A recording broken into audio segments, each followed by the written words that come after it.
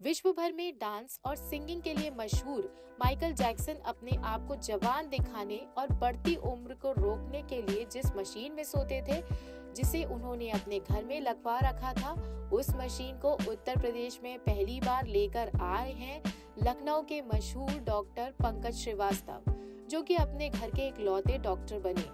पूरा परिवार इंजीनियर से भरा हुआ था, लेकिन इन्होंने डॉक्टर बनने की ठानी और प्रयागराज के राजकीय इंटर कॉलेज से पढ़ाई करने के बाद CPMT का एग्जाम दिया। किंग जॉर्ज मेडिकल यूनिवर्सिटी से अपना MBBS और MS करने के बाद लखनऊ के मशहूर ENT सर्जन बने। इसके बाद इन्होंने लखनऊ में ही अपना एक अस्पताल आलमबाग में स्थापित किया और दूसरा हाइपरबैरिक ऑक्सीजन थेरेपी सेंटर किया, जो कि लोगों के लिए वरदान साबित हो रहा है।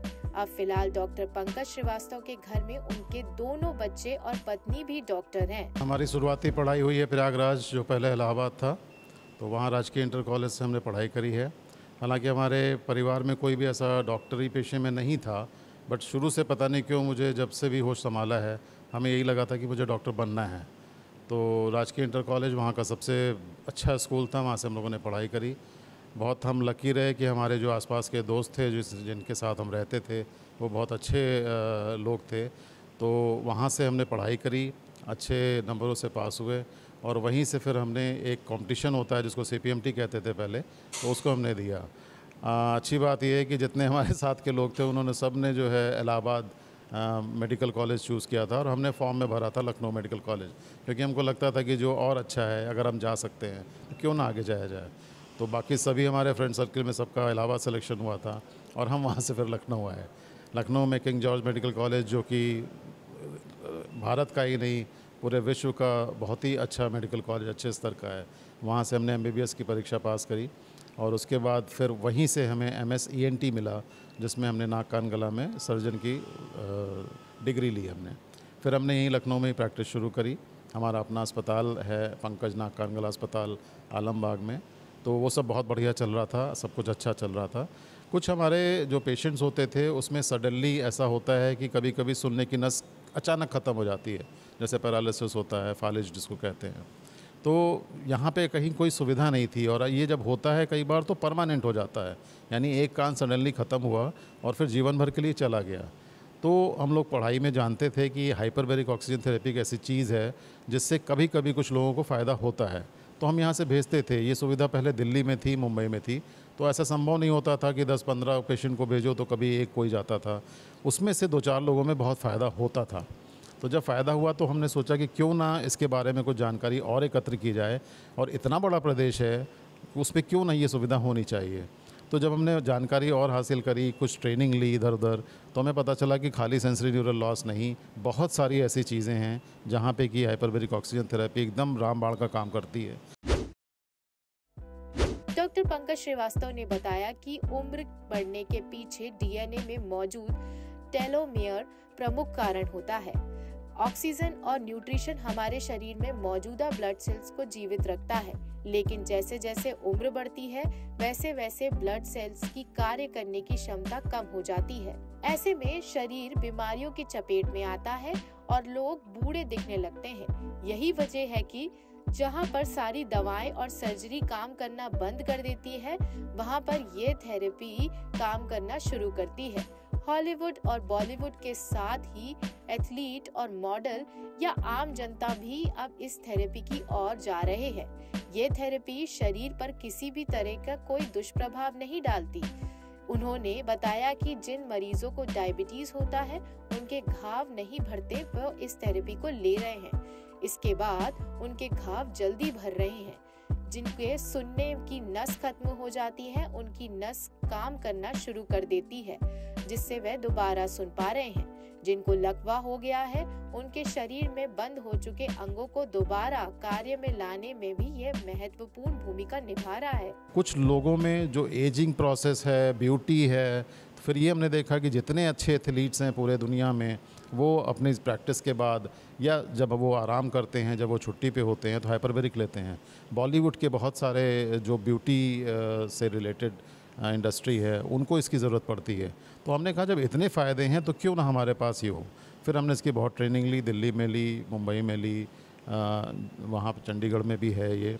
तो फिर हमने खुद फ़ैसला किया कि इसको हम प्राइवेट में लगाएंगे। हालांकि यह काम बहुत मुश्किल था, बहुत महंगी मशीन है इसको सेट करना।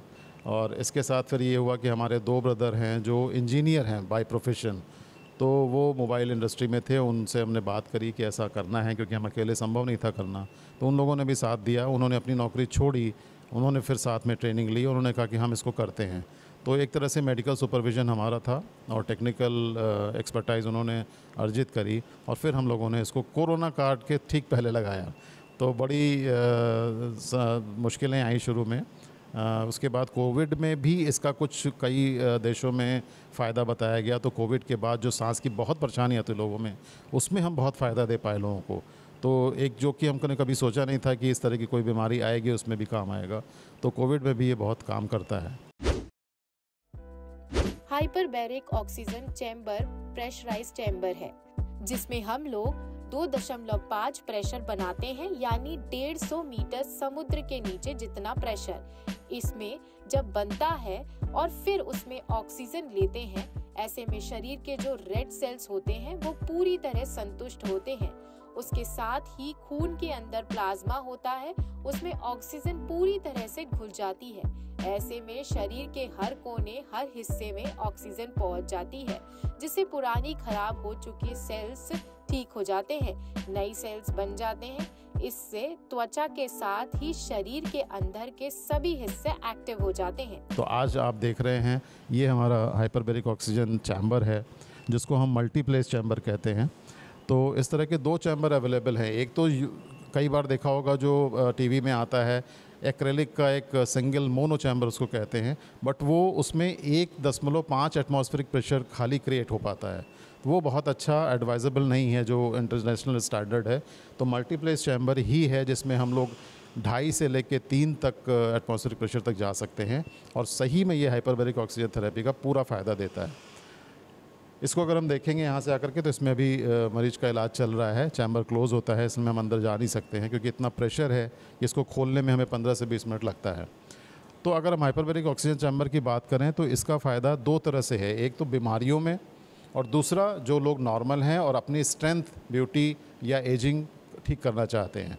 बीमारियों में जो कुछ ऐसी डिजीज़ेज़ हैं जिसमें प्रूवन है, पिछले 20 साल से लोग उसमें दे रहे हैं और फ़ायदा उठा रहे हैं। तो उसमें है कार्बन मोनोऑक्साइड पॉइजनिंग, जो जैसे आग लगी और फायर फाइटर्स, पुलिस वाले या जो भी वहाँ पे फंस गए थे, उनको जो सांस की परेशानी होती है वो इमीडिएट इसमें अगर हम बैठाते हैं तो दूर हो जाती है। हाई एल्टीट्यूड सिकनेस, जो पहाड़ों में चढ़ते हैं और बीमार हो जाते हैं, वो उनको अगर थोड़ी देर इसमें घंटे भर बैठाया जाए तो सारी चीज़ें बहुत तेज़ी से रिवर्स होती हैं और बाद में परेशानियां बढ़ती नहीं हैं। सी सिकनेस, डीप डाइविंग जिसको कहते हैं, तो यहाँ से इसकी शुरुआत हुई थी हाइपरबैरिक ऑक्सीजन की। बट बाद में पता चला कि ये पूरे शरीर में 2 तरह से फ़ायदा करता है। एक तो ऑक्सीजन की डिलीवरी बढ़ाता है, जहाँ पे ऑक्सीजन हमारी 20% 30% पहुँच रही है, उसमें सडनली आपको 70-80% तक की ऑक्सीजन डिलीवरी करता है। और दूसरा जो न्यूट्रिशन है, क्योंकि जो ऑक्सीजन ले जाने वाली खून की नसें हैं उनको ये डायलेट करता है और नई वेसल्स बनाता है। तो अगर हम ये मान के चलें कि कोई ऐसा शरीर का भाग जहाँ पे सप्लाई कम हो रही है, घाव है, पैरालिसिस है, जहाँ पे ठीक से उसको न्यूट्रिशन और ऑक्सीजन नहीं मिल रहा है, तो जैसे ही वो ऑक्सीजन थेरेपी में बैठते हैं 1-2 दिन, 3 दिन, 10 दिन में, वहाँ पे सप्लाई भी बढ़ जाती है, ऑक्सीजन भी बढ़ता है और न्यूट्रिशन भी पहुँचता है। तो जो नॉर्मल टिश्यू हैं उनका रिजुविनेशन होने लगता है, और जो टिश्यू कॉम्प्रोमाइज्ड हैं वो अपने नॉर्मेंसी पे रिलीव होते हैं। तो जैसे रेडियोथेरेपी लगती है कैंसर के बाद, तो बहुत सारे टिश्यू जल जाते हैं, बहुत सारी बोन्स गलने लगती हैं, उसमें बहुत बड़ा फ़ायदा होता है। नॉन हीलिंग अल्सर्स होते हैं, जो डायबिटीज़ के पेशेंट्स हैं जिसमें घाव भरता ही नहीं है, उनमें बहुत तेज़ी से भरना शुरू होता है। कुछ हम लोग जैसे ऑपरेशन में ग्राफ्ट वगैरह लगाते हैं, वो कई बार फेल होने लगते हैं ब्लड सप्लाई ना होने की वजह से, बहुत तेज़ी से टेकअप कर जाते हैं। तो इस तरह की बहुत सारी बीमारियां हैं, बहुत सारी पैरालिसिस हैं। हमने एक आपको पहले ही बताया जो कान के नस की पैरालिसिस है, थोड़े से ब्लाइंडनेस है, स्किन की प्रॉब्लम है, उन सब में बहुत फ़ायदा है। सेलिब्रिटीज़ सभी लेते हैं, किसी का नाम हम पर्सनल यहाँ पे नहीं दे सकते हैं। बहुत सारे एथलीट्स लेते हैं, बहुत सारे जो जिम्नास्टिक्स हैं वो लेते हैं। रूटीन में बहुत सारे लोग जो एजिंग पे आ गए हैं, 60 से ऊपर के लोग, वो कई सारे हमारे यहाँ आते हैं और बहुत बहुत फ़ायदा महसूस करते हैं। जिनको सोने की परेशानी हो, थकान हो, उन चीज़ों में फ़ायदा होता है। ऑक्सीजन चैम्बर के अंदर जाने के बाद दरवाजे को बंद कर दिया जाता है। एक बार में 3 लोग ये थेरेपी ले सकते हैं। जिन मरीजों को बैठने में दिक्कत होती है उनके लिए लेटने की व्यवस्था है। इस चैम्बर में हवा के जरिए प्रेशर बनने में लगभग 15 मिनट लगते हैं। इसके बाद 1.8 लीटर प्रति मिनट के हिसाब से ऑक्सीजन इसमें जाती है। अंदर बैठकर लोग म्यूजियम सुन सकते हैं, किताबें पढ़ सकते हैं, लेकिन किसी भी तरह का इलेक्ट्रॉनिक सामान या ज्वेलरी अंदर नहीं ले जा सकते। करीब 1.5 घंटे तक इसके अंदर लोग रहते हैं। बाहर मॉनिटरिंग सिस्टम लगा हुआ है जिसके जरिए अंदर बैठे लोगों से बात की जाती है और उन्हें देखा जाता है। बट एक सेशन के लिए आपको आना होता है, कुछ यहाँ पे बेसिक कपड़े वगैरह चेंज करने होते हैं। 15 मिनट हमें स्टार्ट करने में लगता है क्योंकि कंप्रेशन में देना होता है। 1 घंटे की पूरी थेरेपी होती है और 15 मिनट डिकम्प्रेशन में होता है। अंदर कुछ भी नहीं करना होता है, पेशेंट को अपना बैठना है, अपनी किताबें ला सकता है, कोई गेम ला सकता है, अंदर खेलते रहें। उनको सिंपल ब्रीदिंग करनी है, बिल्कुल नॉर्मल ब्रीदिंग। पेशेंट सोना चाहे वो सो सकता है, पेशेंट अगर कोमा में है, पेशेंट बेहोश है, स्ट्रेचर पे है, वो भी ले सकता है क्योंकि उसको कुछ करना नहीं है। जिस चैम्बर में है बस ऑक्सीजन लेनी है, ऑक्सीजन डिज़ोल्व हो रही है और अपना काम कर रही है। प्राइस हम लोगों ने रखा है करीब 2,500 रुपये पर डे के हिसाब से है, बट वो डिपेंड करता है पेशेंट कैसा है, रिजुविनेशन है, कितनी देर देना है, कितनी सिटिंग देनी है, उस हिसाब से पैकेजेस अलग अलग होते हैं। ये चैम्बर वो चैम्बर होता है जो पनडुब्बी में यूज़ करते हैं, उसी तरह का चैम्बर होता है। बहुत मोटा लोहा होता है जिसमें कि हम 2.5 से 3 एटमॉस्फेरिक प्रेशर तक जा सकता है अंदर। आप थोड़ा आगे आएँ तो हम आपको दिखाएँ। ये इसका कंसोल होता है जहाँ से हम इसको कंट्रोल करते हैं। कंट्रोल में प्रेशर, अंदर का टेम्परेचर, सिक्योरिटी बहुत ज़रूरी है, सेफ्टी बहुत ज़रूरी है। तो यहाँ पे एक मॉनिटर होता है जिसमें हम अंदर का वीडियो ले सकते हैं और एक ऑडियो होता है जहाँ से अंदर की हम बात कर सकते हैं। अंदर एक हमारा पैरामेडिकल स्टाफ होता है जो ट्रेंड है और 3 पेशेंट एक साथ बैठ सकते हैं। इसमें पेशेंट स्ट्रेचर पे भी जा सकता है अंदर। 1 घंटे बैठना होता है। कोई पेशेंट को कुछ भी करने की ज़रूरत है, कोई एक्सरसाइज, ब्रीदिंग कुछ भी नहीं करना है, बस नॉर्मल सांस लेना है। उसके बाद इसमें फायर का, सेफ्टी का बहुत इंतजाम करना होता है हमें। उधर सारे सिस्टम जो लगे हैं वो फायर सेफ्टी के हैं क्योंकि प्रेशर ज़्यादा होता है, ऑक्सीजन है अंदर, तो आग का खतरा होता है। अगर आप आगे आएँ तो हम आपको दिखाते हैं। इस तरह से पेशेंट अंदर बैठे हैं। अगर बच्चा है तो उसकी मदर अंदर बैठी है। बच्चा ये है जिसने हुड लगा रखा है, ये एक्चुअल में थेरेपी ले रहा है। मदर खाली उनके सपोर्ट के लिए है। और हमारे एक अटेंडेंट हैं जो वहाँ बैठे हुए हैं। वो अटेंडेंट है जो इनकी सिक्योरिटी, सेफ्टी, थोड़ा एंटरटेनमेंट, अंदर म्यूज़िक भी है। पेशेंट अपना म्यूज़िक का पूरा एल्बम ला सकता है जो हम प्ले करते हैं, बट अपना कोई इलेक्ट्रॉनिक गैजेट अंदर नहीं ले जा सकते हैं। डायबिटीज के कारण होने वाले शारीरिक दुष्प्रभाव खतरनाक होते हैं। हाइपरबैरिक ऑक्सीजन थेरेपी से होने वाले दुष्प्रभावों से बचाती है। आज हर diabetic patient hyperbaric oxygen therapy लेने लगे हैं, तो खराब kidney, diabetic foot, Alzheimer diseases या डेमेशिया, डायलिसिस, आंखों की समस्या, हाई ब्लड प्रेशर की समस्या, स्ट्रोक, हार्ट अटैक, अंग विच्छेदन, गैंग्रीन, थकावट, तेजी के साथ उम्र बढ़ना, स्किन में झुर्रियां, घावों को ना भरना, बार बार इन्फेक्शन होना और पुअर क्वालिटी ऑफ लाइफ, जल्दी बीमार होना आदि समस्याएं बहुत कम हो जाएंगी। इसके अलावा कैंसर में रेडिएशन के बाद के शरीर में दुष्प्रभाव का हाइपरबैरिक ऑक्सीजन ट्रीटमेंट से इलाज और बचाव भी संभव है। हाँ बिल्कुल, क्योंकि अंदर ऑक्सीजन है। मेटल का कोई भी फ्रिक्शन अगर होता है तो आग का एक खतरा होता है। तो अंदर सारे के सारे पेशेंट के अपने कपड़े और बेल्ट, ज्वेलरी उतारनी होती है।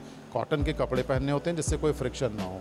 हालांकि सारे इंतजाम है फायर फाइटिंग के, बट हम कोई रिस्क नहीं ले सकते।